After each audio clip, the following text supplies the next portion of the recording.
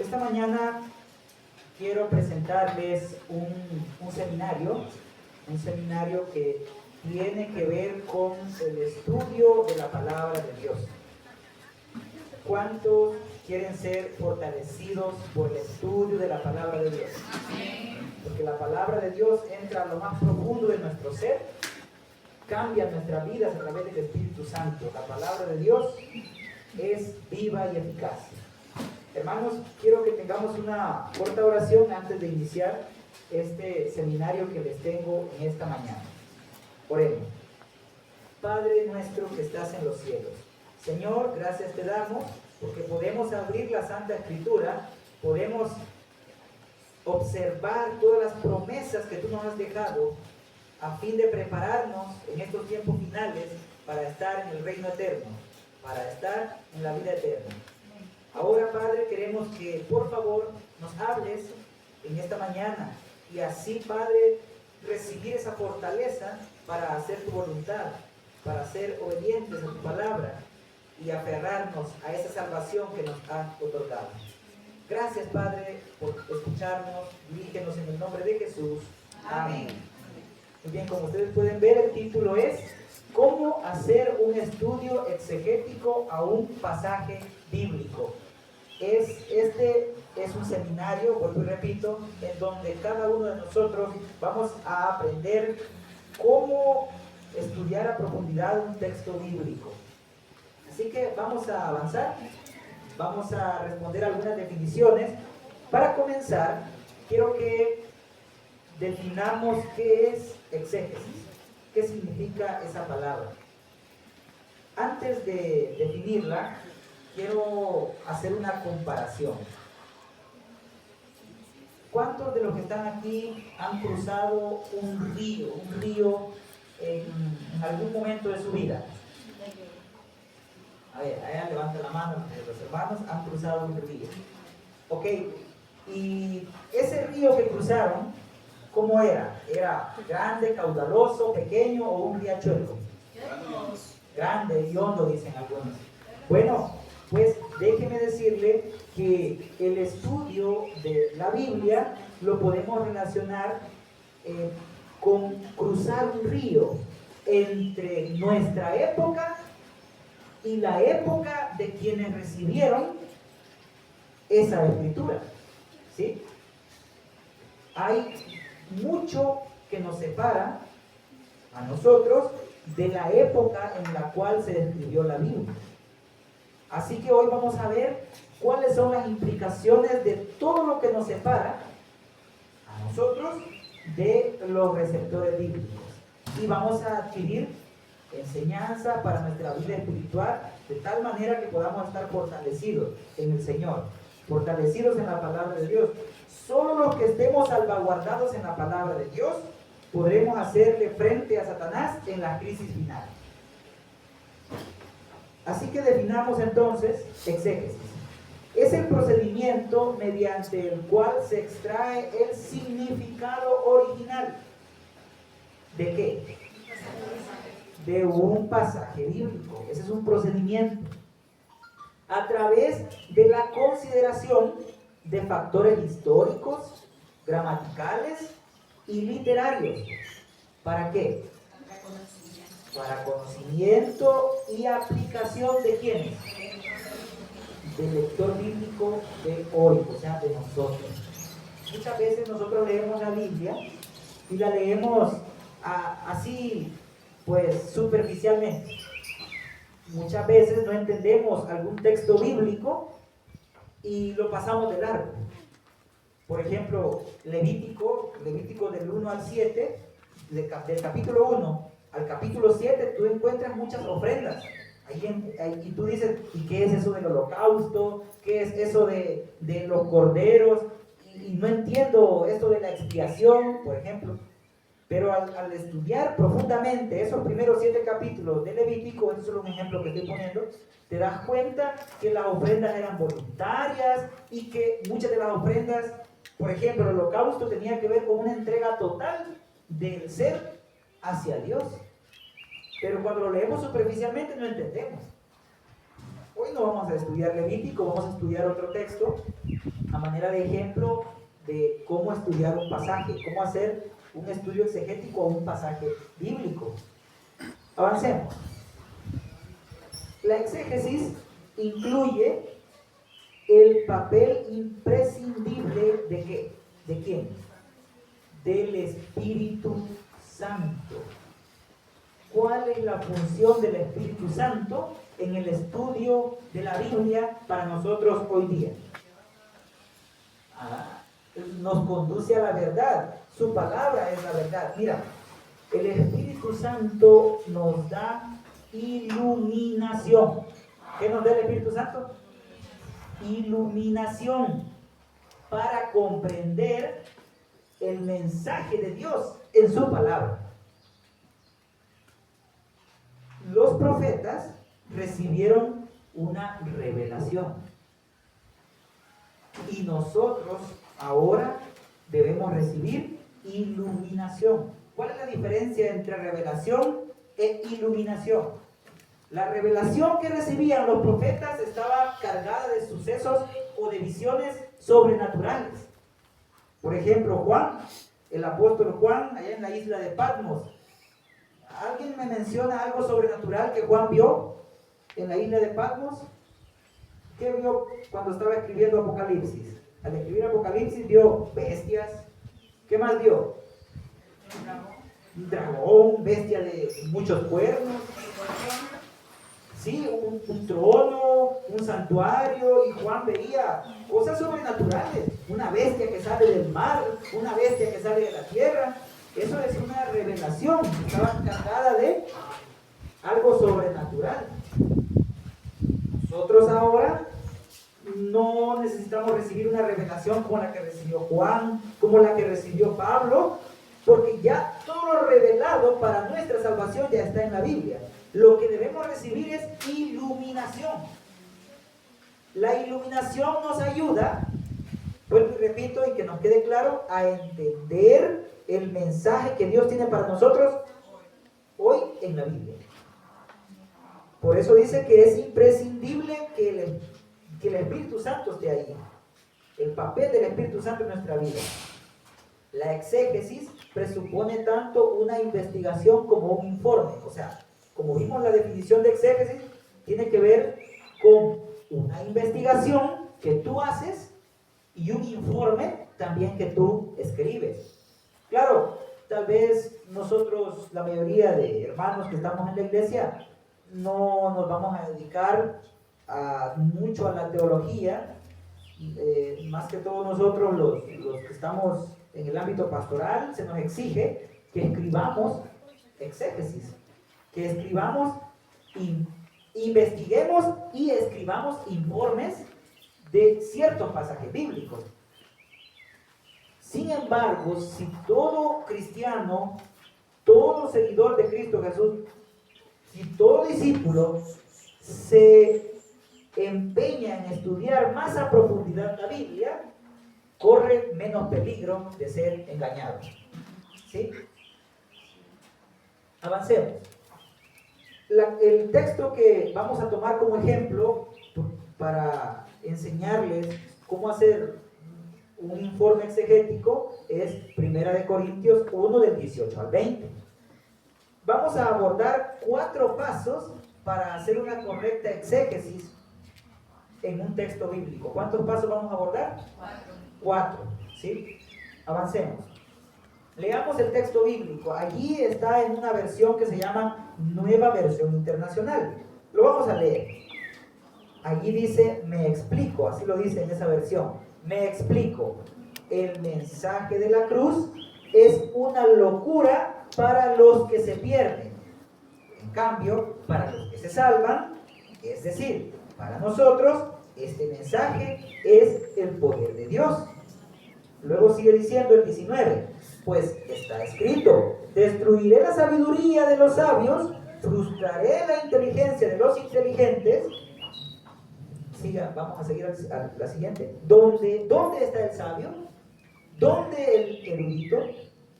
¿Dónde el filósofo de esta época? ¿No ha convertido Dios en locura la sabiduría de este mundo? Mira qué interesante lo que dice ese texto bíblico. Al leerlo así superficialmente uno dice, uy, ¿qué dice? Ahí dice que Dios hace que el ser humano se vuelva loco. O ahí dice que Dios hace que este mundo se pierda. ¿Qué quiere decir ese pasaje bíblico? ¿Verdad? ¿Verdad que uno al leerlo superficialmente uno se pone, ¿y qué será? Bueno, avancemos y vamos al paso número 1. ¿Cuál es el paso número 1? Comprender el texto en el pueblo de ¿quiénes? De los receptores. ¿Cómo nosotros podemos comprender el texto que acabamos de leer con respecto a los receptores? ¿Qué son los receptores? Los receptores son los que recibieron la carta. En este caso estamos abordando primera carta de Pablo a los Corintios. Debemos tener en cuenta quién es el autor de la carta y si es una carta. Ya lo vamos a ver un poquito en el contexto literario. Entonces, ¿quiénes eran los receptores? La pregunta, una de las preguntas que te debes hacer cuando estudies un pasaje bíblico es esa. ¿Qué significó? Nota que está en pasado. ¿Qué significó el texto para los receptores bíblicos? Eso que decía ahí, que para algunos es locura la cruz, pero para otros es poder de Dios. ¿Qué significaba para los corintios, para los que estaban en Corinto, allá en el siglo I? ¿Qué significaba eso que estaba escribiendo Pablo?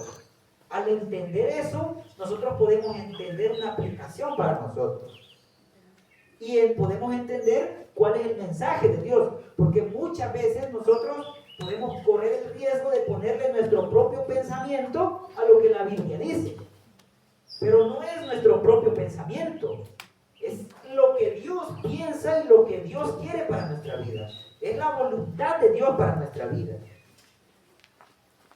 La primera parte del paso 1, que es el que estamos viendo ahorita, es leer, mira bien, leer cuidadosamente el texto y analizarlo. Ese es el primer paso que debes hacer. Cuando tú busques una porción bíblica para predicar, elige una porción, un pasaje, y el primer paso es leerlo cuidadosamente. Leerlo, analizarlo, releerlo 1, 2, 3, 4 veces. Para más o menos familiarizarte con las palabras que tiene el pasaje. Vamos a ver la siguiente. Otro de los detalles importantes que hay que hacer es escudriñar la gramática y examinar todas las palabras importantes. Veamos entonces allí este paso, en 1 Corintios. Ahí dice, comienza en la Reina Valera 95, leo, y ahí dice la palabra de la cruz. Ahí encuentras la primera palabra, dice la palabra, ¿sí? En el idioma original es logos, palabra logos, la palabra de la cruz, y dice que es locura a los que se pierden. No nos da el tiempo para identificar el significado de cada una de las palabras en el idioma original, porque uno de los pasos también tiene que ver con identificar el idioma original. ¿Sí? El idioma original en que se escribió esta carta. Esta carta se escribió en griego. ¿Sí? Se escribió en griego. El griego no se habla hoy. El griego se estudia o se puede aprender, o se puede incurrir en él para conocer más el mensaje a profundidad de la Biblia. Pero no es para hablarlo. El hebreo ni el griego ya no es para hablarlo. ¿Sí? Ahora, dice que la palabra de la cruz es locura a los que se pierden, pero a los que se salvan, esto es, a nosotros, poder de Dios. Un ejemplo de cómo estudiarlo es que allí puedas encontrar ves un contraste. En ese texto bíblico ves un contraste. Estoy dando un ejemplo de cómo analizarlo, porque eso es el seminario. ¿Cuál es el contraste? Ahí dice que hay unos que se salvan y unos que se pierden. Ahí encuentras ya. Puedes ir identificando cuál es el mensaje. Pero dice qué es lo que salva y qué es lo que se pierde. O qué es lo que salva a los que se salvan y qué es lo que pierden a los que se pierden. Ahí dice la palabra de la cruz. ¿Y por qué dice cruz? ¿Qué significa la palabra de la cruz? Bueno, pues resulta que para el tiempo del apóstol Pablo, para el siglo I, que se dieran cuenta que una persona moría colgado en una cruz, era abominable. Porque ¿a quiénes colgaban en una cruz? A los peores criminales. Entonces, para los gentiles de la época del apóstol Pablo, escuchar que un cristiano decía, acepta a Jesús que murió en la cruz, que murió crucificado, era una aberración. ¿Cómo me estás predicando que acepte a un hombre que murió como un malhechor? ¿Notas tú cómo lo percibía en el siglo I? Y por eso el que se convertía al cristianismo la tenía puesta arriba. Porque es como que ahora tú le digas a alguien, mira, ven a Jesús, ven que aquí la vida toda es alegre, puedes andar bebiendo licor, puedes andar con 7 mujeres, puedes matar, puedes robar, ven a Jesús. ¿Notas que sería contradictorio? ¿Verdad que sería contradictorio? Porque esa no es la enseñanza que Jesús da. ¿Cuál es la enseñanza de Jesús? Ser perfecto como nuestro Padre Celestial es perfecto. Y esa palabra perfección quiere decir esfuerzo. El esfuerzo que nosotros ponemos en obedecer los mandamientos de Dios. Hay que estudiar también, luego de que examinamos las palabras, ahorita no podemos hacer un examen de todas las palabras, solo te estoy dando algunos ejemplos, pero luego de haber examinado todas las palabras, luego que tú examinaste el versículo, por ejemplo, el versículo 18, el 19 y el 20, y tú ya viste todas las palabras que tienen que ver, los contrastes, y si hay preguntas, tienes que ver si en un texto hay preguntas, tienes que ver si en un texto hay un listado, porque en algunos textos se menciona, por ejemplo, bienaventuranzas en algunos textos, se menciona un listado como las obras de la carne en otros textos, por ejemplo, manifiestas son las obras de la carne. ¿Cuáles? Hechicería, orgías, borracheras, maledicencias, como también en otros textos del apóstol Pablo dice, y el fruto del Espíritu es amor, gozo, paz, paciencia, benignidad, dominio propio. Tienes que identificar dentro de las palabras que estás estudiando en un texto, tienes que identificar si hay un listado. A ver, ¿tiene una pregunta, hermano? No, les dejo de tarea que me pasó esta semana leyendo Romanos 14. Romanos 14 es impresionante, porque legalmente estaba leyéndolo y eso de que uno nada más leer por leer y realmente no está poniendo atención. Y de repente encuentro unos versículos que prácticamente decía, si usted no cree que algo es pecado, hágalo porque no es pecado, pero si usted cree que es pecado, no lo haga. Una cosa así. Y básicamente yo me quedé viendo que decía que nada era pecado. Y yo me dije, pero como que estoy leyendo. Y tuve que leer todos Romanos 14 así, despacito, ya pensando realmente, porque me saqué un susto y yo, pero ¿qué está pasando? ¿Qué es lo que dice aquí? Por ejemplo, en Romanos 14, 5, hay quienes consideran que un día tiene más importancia que otro, pero hay quienes consideran iguales todos los días. Cada uno debe estar firme en sus propias opiniones. Si usted lee ese versículo así, impresiona y uno dice, hey, entonces guardo cualquier día. Pero realmente lo que Pablo, cuando ya leí todo el capítulo con paciencia, realmente lo que Pablo estaba diciendo es, el pecado no es tanto en hacer el acto, sino en la rebelión contra las leyes de Dios, sino ir en contra de lo que Dios dice. Entonces ahí se los dejo de tarea, es un capítulo súper interesante y calza absolutamente perfecto con lo que está predicando el hermano. Mira qué excelente lo que nos acaba de decir nuestro hermano Weiner. De paso, este es un seminario donde al final voy a dar un espacio de preguntas. Tú puedes preguntar y puedes opinar también, es válido, ¿sí? Porque este no es un sermón como tal, es un seminario el que estoy dando. Ahora, sí, solo la palabra pecado tiene muchos significados que nos arroja más luz al verlo en la parte del idioma original, o como lo hizo el hermano estudiándolo detenidamente. Puedes comparar varias versiones bíblicas, no solo una, puedes ver muchas versiones bíblicas. Ahora, continuemos porque el tiempo apremia. Perdón, regrese a esa parte. el contexto histórico y literario. Es importante conocer cuál era el contexto en el cual se estaba escribiendo esa carta, en este caso Corintios, la carta a los Corintios. ¿Cómo era la ciudad de Corinto? ¿Quiénes vivían en Corinto? ¿A qué se dedicaban los que vivían en Corinto? ¿Cuáles eran las costumbres? ¿Cuáles eran la religión? Al estudiar esto que se llama contexto histórico y contexto literario, tú ahora comprendes qué significa el texto que están leyendo. Avancemos, vamos a ver un ejemplo del contexto histórico. Por ejemplo, Corinto. Corinto no era una ciudad cualquiera. Corinto era, por decir ahora, la Nueva York o el Hong Kong del siglo I. ¿Cómo son estas ciudades? Nueva York. ¿Alguien ha ido a Estados Unidos aquí? Allá. ¿Conocen Nueva York? ¿Han ido a Nueva York? Hermano, descríbame cómo es Nueva York. Bueno, es la ciudad que no duele. Ok. Gracias, hermana. ¿Cómo es Nueva York? Bueno, una ciudad inmensamente grande.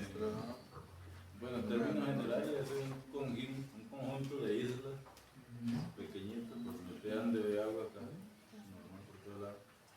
Y esa gente, las personas, esa ciudad, ¿qué? Tiene mucho comercio, ¿qué? ¿Cómo viven? ¿Es cosmopolita? ¿Cómo es? No para ni de día ni de noche. No para ni de día ni de noche. Pues Corinto era similar. Corinto tenía dos puertos, uno que se llamaba Licaonia y uno que se llamaba Cencreas. Corinto era una ciudad donde comerciaban a más no poder y llegaban muchos, valga la redundancia, comerciantes a estos puertos. Esa era una ciudad que vivían bien, relativamente vivían bien, tenían muy buenos negocios. Más que todo, en el contexto histórico que podemos ver es cuál era la moralidad, cuál era la moral de los corintios. ¿Sabían ustedes que una persona que quería vivir en libertinaje, o sea, que quería vivir en pecado deliberadamente, decía lo siguiente: ok, yo quiero vivir libre, así que me voy a ir a Corinto a corintianizar. ¿Qué significaba eso? Voy a ir a vivir la vida perdida, allá con prostitutas, con orgías, totalmente inmorales. De hecho, Corinto, en los templos que tenían ahí, por ejemplo, templos, muchos griegos adoraban a Afrodita, la diosa del amor. Habían templos dedicados a Afrodita. Dice la historia, el contexto histórico-cultural, que a las prostitutas, por lo menos habían 3 tipos de prostitutas. En los puertos había prostitutas que se rebajaban a lo más mínimo. Habían prostitutas allá en Corinto que eran de clase media. Trabajaban ya más o menos ganando un poco más. Pero había unas prostitutas que se les llamaban las cortesanas. Y las cortesanas solo trabajaban en las cortes, en los palacios. Entonces, una mujer respetada en Corinto era una mujer, por poner un ejemplo del contexto cultural, era una mujer que tenía que andar cubierta su cabeza. Ese era el contexto. Si una mujer allá en Corinto quería ser respetada, tenía que andar cubierta. La mujer que andaba descubierta podía ser confundida con una prostituta. E incluso muchas tenían que raparse, porque aquella mujer que había estado casada con un hombre, pero le había sido infiel, el castigo era que tenía que raparse. Entonces era considerada también prostituta. Ese es un ejemplo de cómo funcionaba Corinto. La gente vivía perdidamente. La gente vivía inmersa en una inmoralidad sexual.